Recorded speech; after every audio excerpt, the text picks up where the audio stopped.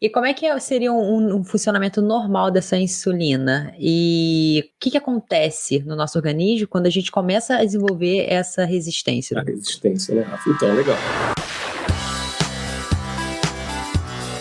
A pergunta aí que eu acho que a gente tinha que começar perguntando assim, ó, se o papel dela é tirar o açúcar que está no sangue e guardar dentro do armário, qual seria o problema da gente ter açúcar alto no sangue? Não é legal a gente tentar desconstruir um pouco essa mecânica? Com Pensando certeza. assim, tá, beleza, a gente pode comer 1 quilo de açúcar União ou 20 latas de leite condensado e isso vai trazer algum problema? Isso tem algum impacto para a minha saúde? Eu só vou engordar?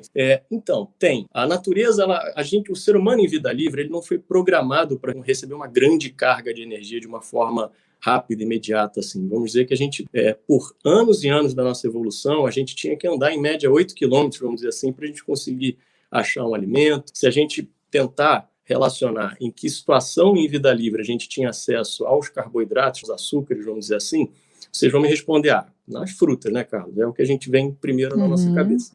Tem o mel também, tá? Mas naquela época não dava para encarar as abelhas, não.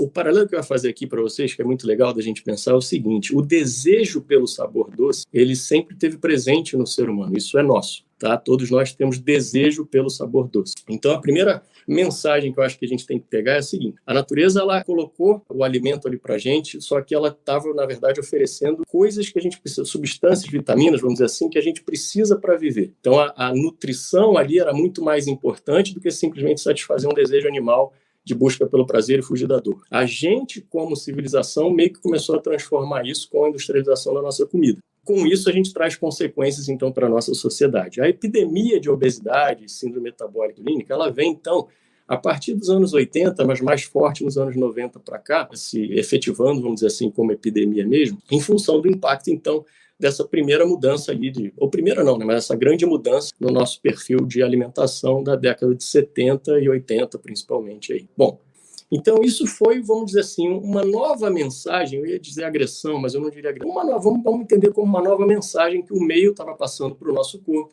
e o nosso corpo, então, precisava se adequar a isso. Gente, aqui o que eu vou falar é muito importante para a gente entender a importância que eu dou, vamos dizer assim, para essa questão da resistência insulínica e como a gente tem que manejar isso. Se não existisse a resistência insulínica, todos nós não estaríamos aqui hoje. A gente teria morrido em cerca de 30, mais ou menos na faixa dos 30, 35 anos, com a dieta atual, com o estilo de vida atual que o ser humano adotou. Então, se não existisse a resistência insulínica como uma proteção do meio, como proteção da natureza, na verdade, do nosso metabolismo, todos nós já teríamos morrido de alguma doença cardiovascular, né, de algum outro, ou de um câncer mesmo, porque o processo de envelhecimento ele ocorreria de uma maneira muito mais evidente, muito mais rápida, se a gente não tivesse a resistência insulínica para conter um pouco isso aí, ou para tentar manejar isso de alguma forma.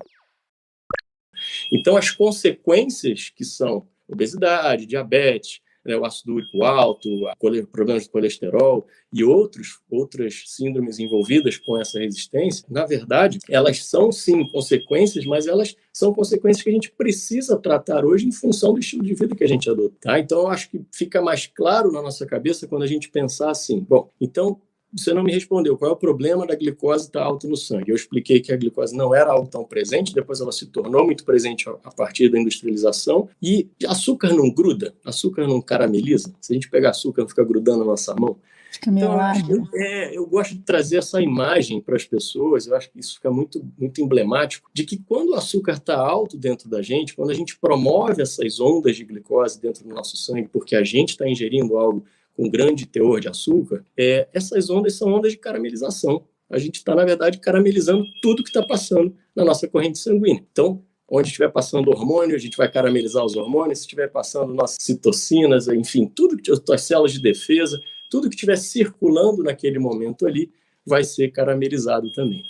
Então, em última análise, se a gente fizer um paralelo com essa caramelização que eu estou dizendo, é como se a gente estivesse acelerando o processo, como eu falei, de envelhecimento. Tanto é que o paciente que tem diabetes já diagnosticado, já em tratamento e não compensado, ou que não fez um controle legal da sua alimentação, ele tem um envelhecimento dele muito acelerado a ponto dele perder o funcionamento do rim, perder o funcionamento dos seus olhos, perde a sensibilidade, enfim, a gente sabe todas as complicações aí que essa doença traz. E aí não é só uma ondinha de glicose, né? Aí a gente já está falando de verdadeiros tempestades ou tsunamis, vamos dizer assim, de glicose num paciente que já descompensou esse processo, está mais controle feito. Então, não era algo tão presente no nosso dia a dia, o acesso ao açúcar, a disponibilidade do açúcar o tempo todo, hoje é abundante. Hoje que a gente está entendendo, então, alguns anos atrás, né? Isso se tornou abundante. Houve um processo, então, de defesa do nosso próprio organismo para gerenciar esse excesso de energia, esse excesso de glicose, esse excesso de açúcar que está entrando agora na nossa alimentação. Isso é o processo da resistência à insulina que a gente vai explicar um pouquinho melhor para frente. Mas, a princípio, quando ainda está tudo funcionando bem, você oferece uma grande quantidade de açúcar para o teu corpo, você produz uma grande quantidade, então, de insulina, que é seu gerente de armazenamento, para guardar esse açúcar dentro de algum lugar. Por quê? Porque se ele ficar alto, ele vai caramelizar tudo. E ele carameliza e envelhece a gente de forma mais acelerada, trazendo problemas, consequências para a nossa saúde, né? E a gente vai comer uma batata, a gente vai comer um feijão com arroz, a gente vai comer um macarrão, a gente vai tomar um leite, a gente vai comer um queijo, enfim, vai comer uma fruta. A gente vai comer açúcar. A gente não está aqui falando que o açúcar... o problema é o açúcar. Não, o problema é o excesso dele. O problema foi a oferta dele, foi a maneira como isso foi apresentado para a gente. Então, a gente vai comer e a gente vai caramelizar. E até um determinado ponto, é normal essa caramelização acontecer. Passado desse ponto é que a gente começa a falar, então, de síndrome metabólica, de diabetes, e todas as consequências aí. Fica claro, assim, a gente falar dessa forma? Acho legal, assim. Ficou super claro. Mas, claro, eu não seria capaz.